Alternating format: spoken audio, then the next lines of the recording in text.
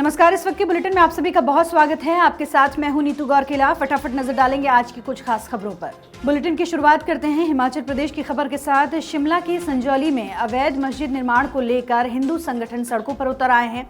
पिछले कुछ दिनों से यहां पर काफ़ी बवाल मचा हुआ है, प्रदर्शन किया जा रहा है। इसके साथ ही 11 सितंबर को भी यहां पर प्रदर्शन हुआ और आज यहां पर मार्केट बंद का ऐलान किया गया है। अपनी खूबसूरत पहाड़ियों और शांत वातावरण के लिए मशहूर हिमाचल प्रदेश पिछले कुछ दिनों से अशांत है।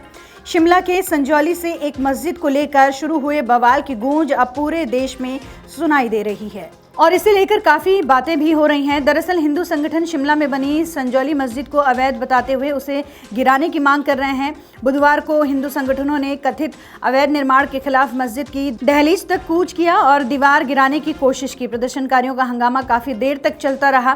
पुलिस को इन्हें कंट्रोल करने में काफ़ी मशक्कत करनी पड़ी।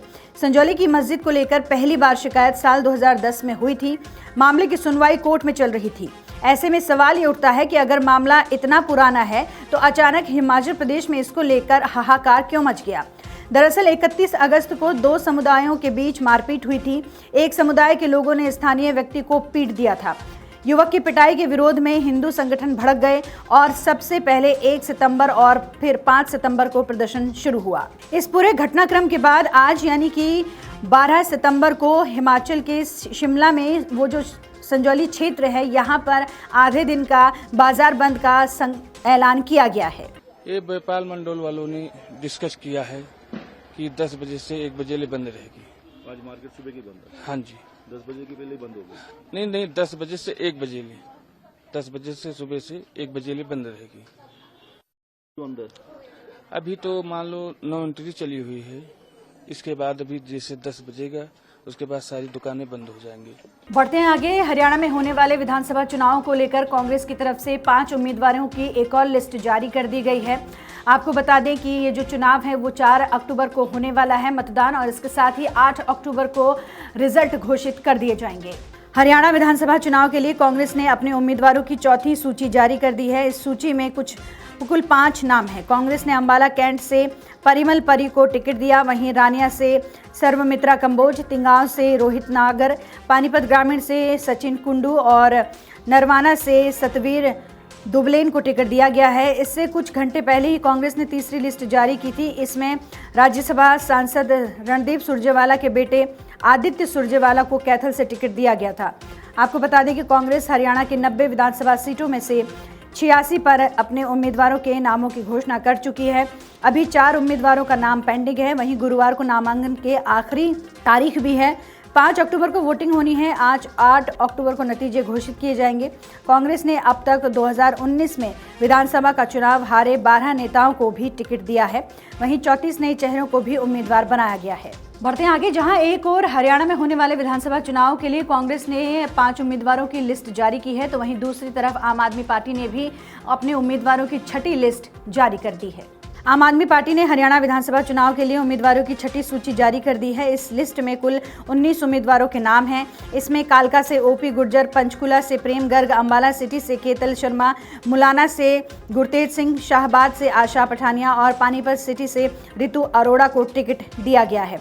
आपको बता दें कि हरियाणा के 90 विधानसभा सीट के लिए आम आदमी पार्टी लगातार चुनाव में जीत हासिल करने के लिए कोशिशों में लगी हुई है और ये भी आम आदमी पार्टी की तरफ से ऐलान किया गया था कि 90 की 90 सीटों में आम आदमी पार्टी अपने उम्मीदवारों मैदान में उतारेगी। बढ़ते हैं आगे। बांग्लादेश में सत्ता परिवर्तन के बाद से ही बवाल मचा हुआ है। यहाँ पर हिंदुओं के साथ अत्याचार की कई सारी खबरें सामने आ चुकी हैं।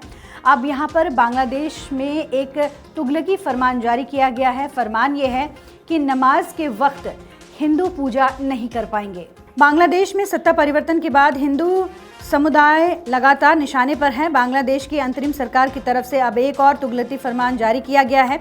इसके मुताबिक अजान के समय में बांग्लादेश के हिंदू अब पूजा पाठ नहीं कर सकेंगे। अजान और नमाज के वक्त हिंदू समुदाय के लोगों पर भजन सुनने और लाउड स्पीकर पर गाने बजाने पर प्रतिबंध होगा। इसको लेकर अंतरिम सरकार के गृह मामलों के सलाहकार और retired lieutenant general Mohammad Jahangir Alam Chowdhury ने फरमान जारी किया है। बांग्लादेश के गृह मंत्रालय की तरफ से जारी हिंदू विरोधी आदेश में कहा गया है कि अगर कोई इन नियमों का उल्लंघन करते हुए पाया जाता है तो पुलिस उसे बगैर किसी वारंट के गिरफ्तार कर लेगी। बांग्लादेश में सत्ता परिवर्तन के बाद से अभी तक 300 हिंदू परिवारों और उनके घरों पर हमले हो चुके हैं। इसके अलावा 4 बड़ी घटनाओं में हिंदुओं की मॉब लिंचिंग हुई है।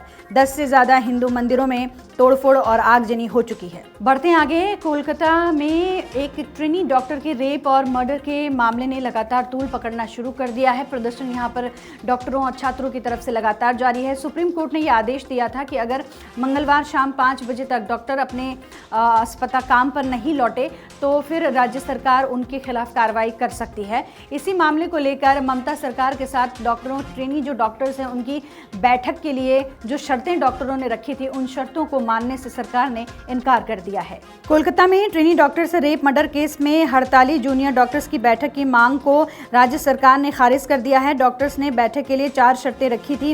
राज्य की स्वास्थ्य मंत्री चंद्रिमा भट्टाचार्य ने कहा कि ऐसा नहीं लगता है कि आंदोलनकारी डॉक्टर्स खुले दिमाग से बातचीत करना चाहते हैं। हम उनकी हर बात सुनने को तैयार हैं, लेकिन वो बैठक के लिए पहले से शर्तें नहीं रख सकते हैं। जूनियर डॉक्टर्स ने शर्तें रखी थी कि इस बैठक में उनके 30 मेंबर्स के डेलीगेशन को आने की अनुमति दी जाए। साथ ही बैठक का लाइव टेलीकास्ट करने और ममता बनर्जी के मीटिंग में मौजूद रहने की भी शर्त रखी थी। तो ये थी वो अहम खबरें जिन पर पूरी दिन भर हमारी नज़र बनी रहेगी और इन खबरों से जुड़ी हुई अपडेट भी आप तक पहुंचती रहेगी।